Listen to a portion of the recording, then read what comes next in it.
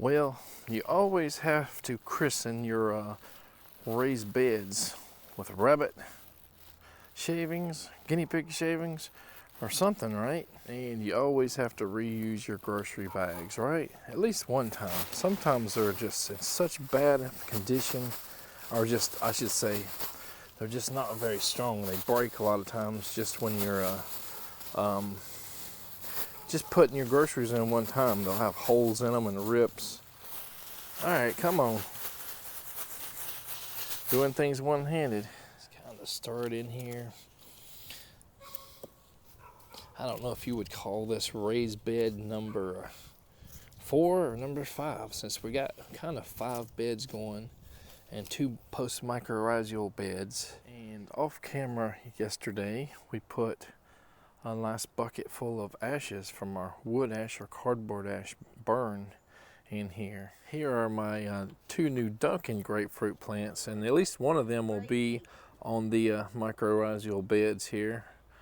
And I think the other one I'm just going to plant under sort of an oak tree or something without, you know, where the old Duncan was supposed to be. It turned out to be Thompson pink, and the goats killed it.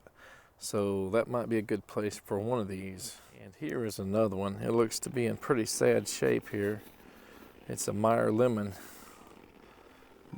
Natalie and I were talking just this morning about the lemons. I said, well, what if we put one in those raised beds, and if it comes, you know, productive, can we sell some of these guys? Because we really don't have a high level of productivity on our other Meyer lemon, even though it's an older tree.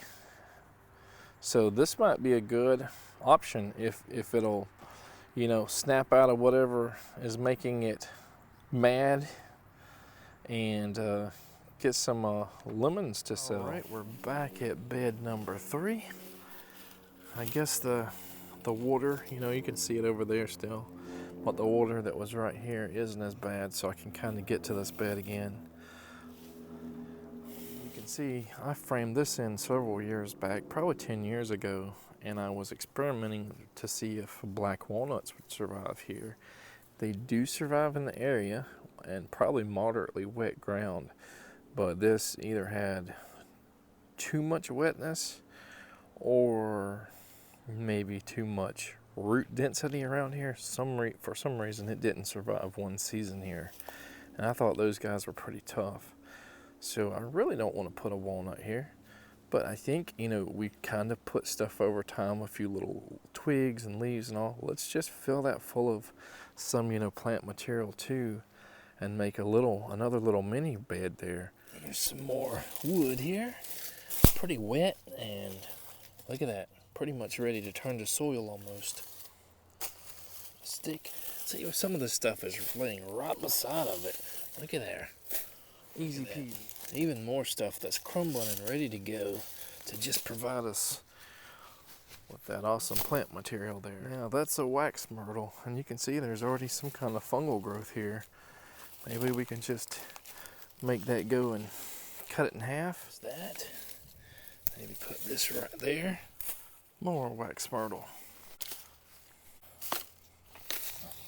Look at there, just tons and tons of stuff that you can't even see unless you pull back some weeds here.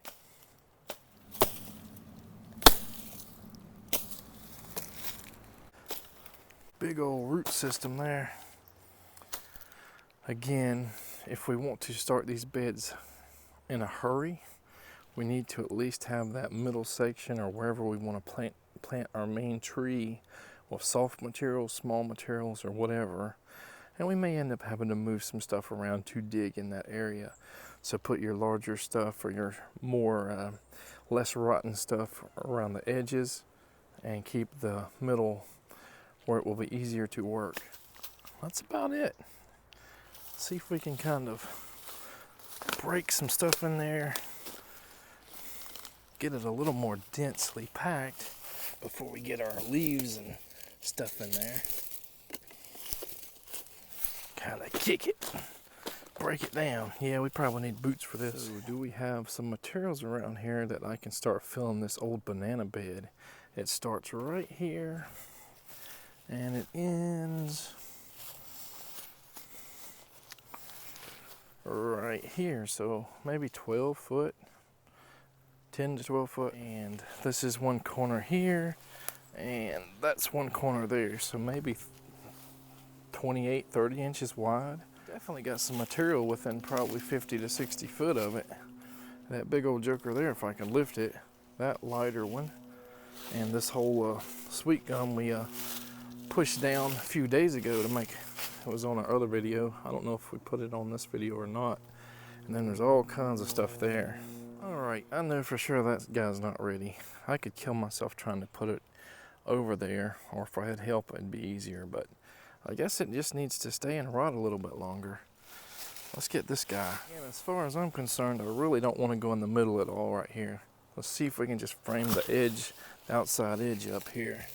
Let's go over the frame and to the corner, and there's that one. These look lighter. I guess I'll only know when I get to try it. Let me see what this guy feels like. Nope, never mind, that's not light at all. Maybe these guys. Yeah, that's better. So we got kind of one end almost at the end there. Let's see how many feet do we have left here. Maybe 2 or 3. So we need about 2 to 3 more feet. Going that way. Definitely looks like about the right size. Let me see. A lot of the actual side is disintegrated, so I don't know exactly where it stops and starts, but hey, there's a start. This stuff is so rotten, it's gonna be hard. Definitely can't do it on camera, but I'm gonna try to do it off camera. That one kind of disintegrated, and you can see it's already turned into kind of dirt at the bottom there on the ground. There's one though. All right, have to angle that a little bit, I think, to get it. And we'll have to fill in that little area there later. I dropped that one. Too many vines here. I definitely did not intend on working on these 2 beds when I came back here. I was going to do something totally different. So we're just doing this on a whim. Here that's just pretty much rotted. It is like probably 3 or 4 pounds, even though it's like 4 foot long. Sawdust. That's okay. We can always double up the edges or whatever later. We're just building the frame out right now. Outer edges, I guess you could say. A couple nice pieces right there. Let's throw this down there. All right, let's take this all the way to the corner. Pull it all the way back there if we can. All right, one little piece there. Probably going to be at least a 2-hander while I at least get it up out of the obviously vines. Big, so let's just slam it down and see if it cuts in half. Nope. We'll try again. Hopefully that we can make that work. Even if we have to kind of angle it a little bit and put some of this junk here at the end. Little bits and pieces. And there we go. We got the kind of the outer frame built. Now what we can do later is take that plastic, those cups and stuff out of there. Go up and down with wood. Just try to estimate where plants could go and leave like an empty space there.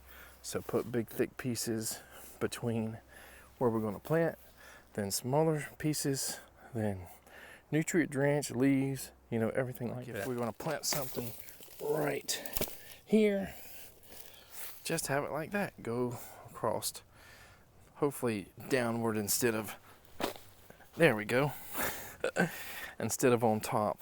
Sometimes you just have to give it a good kick, right? I guess it's time to rake some leaves, huh? It's definitely getting a little harder to rake around here because a lot of the leaves are in grass and weeds and stuff. We kind of raked around here, this easy to rake area. Well, let's see if that's 28, 30 gallons or not. We probably could get a little bit of this stuff out and just fill it to the top, but I don't think we need to. Let's go ahead and dump this. I haven't figured out if this is raised bed number 3 or raised bed number 4. I mean, bed number 4 or 5. It's hard to keep up now. It's all pine, and I'm not sure. It could go either way. Maybe we should just call this number 3. Well, there we go, another pile of pine needles. Have been watching my garden vlogs for a while. You know that these pine needles here are really full of all kinds of fungal activity. I'm trying to do this one-handed. Let's see what we got.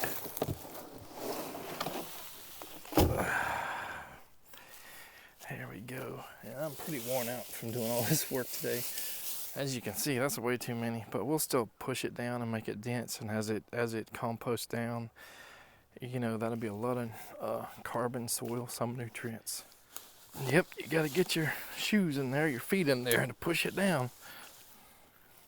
Looks a lot better already. Alright, we got a big old container of wheat bran here. So we'll do a little bit of a nutrient drench with this on some of these beds. We have ashes on this bed 3 or 4 or whatever. So there we go. We're going to just drench it with that, and we'll come back probably and do a stink water drench as well. We just built here. All right. We got to put ashes and stuff in that too. Got another picture. I don't think we ever put any on bed 2, so bed 2 and the one we don't know if it's bed 3 or bed 4 both need some of this stuff. We're going to put maybe a third of this on there.